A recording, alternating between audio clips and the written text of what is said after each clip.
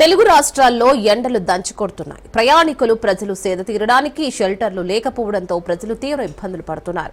జీవీఎంసీలో పట్టు కోసం పాకులాడే నాయకులు ప్రజల సమస్యలు పట్టించుకోవడం లేదని ఆవేదన వ్యక్తం చేస్తున్నారు. జీవీఎంసీ అధికారులు ఇప్పటికైనా పట్టించుకొని షెల్టర్లు ఏర్పాటు చేయాలని ప్రజలు కోరుకుంటున్నారు. విశాఖలో ఎండల తీవ్రతపై మరింత సమాచారాన్ని మా విశాఖ ప్రతినిధి సూర్యప్రకాష్ అందిస్తారు.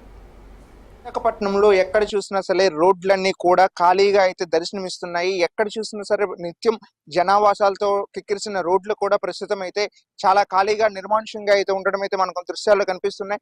ఎప్పుడు కూడా నిత్యం జనాలతో నిండే ఈ నగరం ప్రస్తుతం ఎండ తీవ్రతతో ఎక్కడ చూసినా సరే ఎక్కడికక్కడ జనం అంతా కూడా వాళ్ళ ఇళ్లకే పరిమితం అవుతున్న దృశ్యాలు అయితే మనకి నిత్యం కనిపిస్తూ ఉంటాయి. గతంలో ఎన్నడూ లేని విధంగా ఇప్పటిలోనే చాలా తీవ్రమైన ఎండలు దాదాపు 48 నుండి 46 నుండి 48 డిగ్రీలు ఉండడంతో ఎవరు కూడా బయటకు వచ్చే పరిస్థితి కనిపించట్లేదు.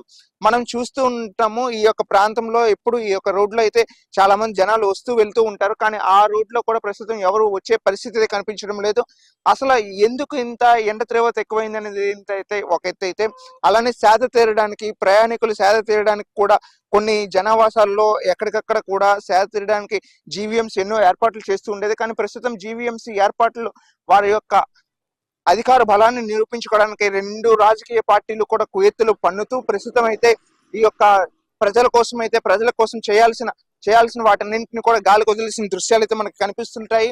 కానీ ఇప్పటికీ కూడా బస్ బేల్ని ఏర్పాటు చేసి స్థానికంగా ఎక్కడికక్కడ ఈ చల్లదనానికి కావాల్సిన ఏర్పాట్లు అయితే చేయాల్సిన జీవీఎంసీ ప్రస్తుతం ఇప్పటికీ కూడా అలాంటి చేయకపోవడంతో స్థానికంగా ఉన్న ప్రజలందరూ కూడా చాలా ఇబ్బందులు అయితే ఎదుర్కొంటున్నామనే విషయాన్ని అయితే తెలుస్తున్నారు. ప్రస్తుతం మనతో పాటు కొంతమంది ఉన్నారు, వాళ్ళని అడిగి తెలుసుకుందాం. సార్ చెప్పండి, అసలు ఎలా ఉంది? అసలు ఇంత ఎండలోనే ఇప్పుడు బయటకు వెళ్ళి రావడాన్ని ఎలా చూస్తుంటారు? ఎండ చాలా తీవ్రంగా ఉంది. చిన్నపిల్లలందరూ ప్రికాషన్ తీసుకుంటే మంచిది. ఎవరు చిన్నపిల్లలు అవసరం అయితే బయటకు రావడం, లేకపోతే ఇంటి దగ్గర ఉండడం చాలా మంచిది. ఇప్పుడు స్కూల్ కూడా సెలవులు ఇచ్చారు.